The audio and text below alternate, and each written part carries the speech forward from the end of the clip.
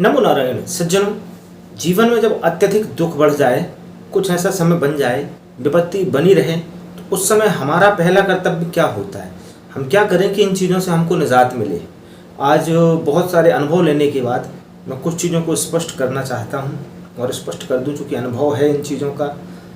इस विषय पर बढ़िया चर्चा है। चैनल पर नए हो तो चैनल को सब्सक्राइब कर लें। इस वीडियो को अधिक से अधिक शेयर करें, प्रयास करें, रुक करके वीडियो अवश्य देखें, पूरा देखें।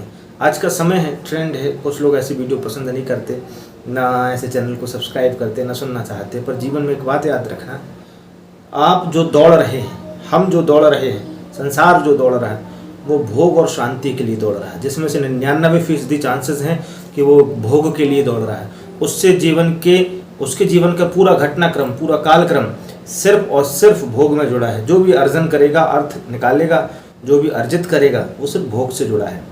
और शांति अंत में ढूंढता है। जब सब कुछ पा लेता है, उसका स्वाद चख लेता है, फिर बाद में जाके शांति की होड़ में लग जाता है, शांति की लाइन में। तो जीवन में कभी शांति नहीं मिलती।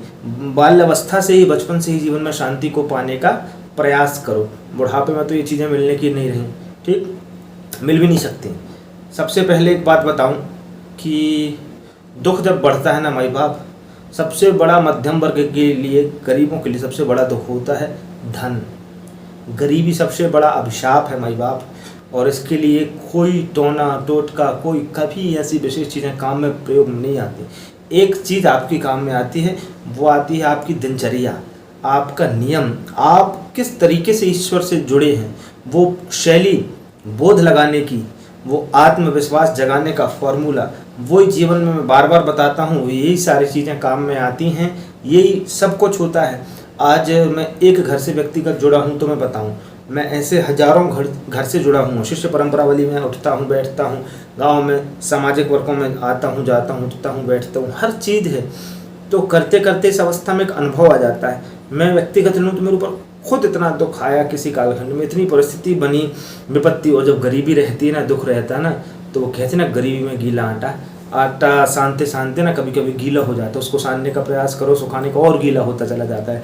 एक कष्ट आया नहीं कि सामने एक और विपत्ति दरवाजा खटखटा रही।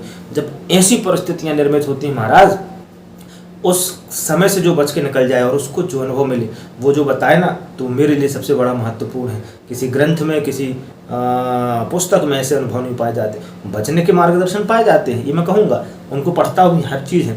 पर जो चीज़ है ना, वो सिर्फ आपको अनुभव वाला ही कोई बता सकता है, जिसके ऊपर जिकी फटी ना बेवाई, वो क्या जाने पीर पर आई, ये कहावत है अपने यहाँ। तो जीवन में सबसे पहली चीज़ होती है आत्मबल। लाख का लीक हो जाए और लीक का लाख भी हो जाए तो भी हमको मनोबल, आत्मबल नहीं तोड़ना और बढ़ाना नहीं है। जब पैसा आ जाए तो अरे घमंड नहीं करना।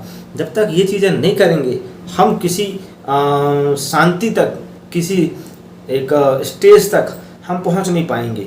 और बीते हुए कल को जो सोच करके हम रोते रहते हैं, हम कुटते रहते हैं महाराज, बीते हुए कल का कोई अस्तित्व नहीं। उससे किसी हद तक सिर्फ इतिहास से शिक्षा ले सकते हैं, थोड़ी बहुत। बाकी सबसे जो जीना होता है वो वर्तमान ही जीना होता है। वर्तमान ही, बड़े बड़े बुजुर्गों ने, बुद्धिमानों ने वर्तमान को ही जीना बताया। भविष्य आपने देखा नहीं, बीते हुए को आप बदल सकते नहीं। तो बुद्धि ये है कि आप वर्तमान में जिएं।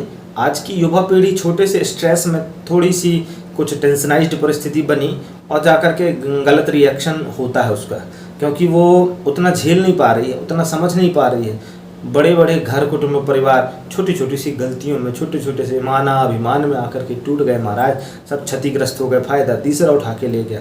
पर आज के लोगों को मैं बताया ना, कोई उपाय, इसका कोई विशेष उपाय नहीं है। आपको आपकी शांति के लिए कुछ आदतन चीज़ें लाना पड़ेंगी, तब जाकर के। मैं हर जगह कहता हूँ भैया, गीता सब कुछ है, उसको उठा करके रोज़ पढ़ें, आदतन ले आएँ, हैबिट में ले आएँ। अभी रिसेंटली जहाँ से मैं आ रहा हूँ, वहाँ मैं बोल करके आया कि भैया गीता पढ़ो बेटा, कम से कम उस माध्यम से आप ईश्वर से जुड़े तो रहेंगे। शब्द रूपी ब्रह्म से पकड़ पकड़ के बार बार उसको सुनेंगे, सवालों का जवाब धीरे धीरे मिलेगा। एक से एक नॉलेजेबल व्यक्ति हुए हैं, सबके सब गीता का अनुगमन किए हैं, उसको पढ़ो। अब आज की यंग जनरेशन है, उसको क्रिकेटरों के नाम तो याद हैं, क्रिकेटरों के, एक्टरों के नाम, एक्ट्रेसेस के नाम याद हैं। पर यदि कहा जाए कि भगवान श्री गणेश के 12 नाम याद हैं, शुमकश्चैक दंतश्च कपिलो गजकर्णका, लंबो दर्श्च विकटो, ये नाम याद है? नहीं याद है। भगवान विष्णु के 24 अवतार याद हैं? नहीं याद हैं। 18 पुराणों के नाम याद हैं? नहीं याद हैं। कोई विशेष कहानी प्रासंगिक धार्मिक जो प्रामाणिकता से सिद्ध होती वो याद है? नहीं याद है। व्यर्थ की जमाने भर की आज देखो ना जितने भी चल रही सोशल मीडिया में भी परिस्थितियाँ, तो कम से कम ये परिस्थितियाँ तो माने हम सामना करना सीखें चुनौतियों का, अपने अंदर की भावनाओं को जागृत रखें, देखें त्रुटियों को, देखें कहाँ त्रुटि हुई हैं और दया क्षमा की भावना रखें। प्रयास ये करें कि आत्मबल जिस हद तक बढ़ जाए, सब गीता पढ़ने से धीरे धीरे धीरे और भगवान में जुड़े रहने से ये चीज़ें ज़रूर आती हैं, पॉजिटिव लहर आती है, निश्चित है। इस चीज़ का तो मैं खुद अनुभव बता सकता हूँ, साक्षी हूँ, चूँकि ये चीज़ें सब आ चुकी हैं भैया, अभी भी चलती रहती हैं, सब चलना है, ठीक है ना। इतनी सी चर्चा रहती है, बात अच्छी लगती है तो चैनल को सब्सक्राइब कर लिया करें और इस वीडियो को शेयर करें।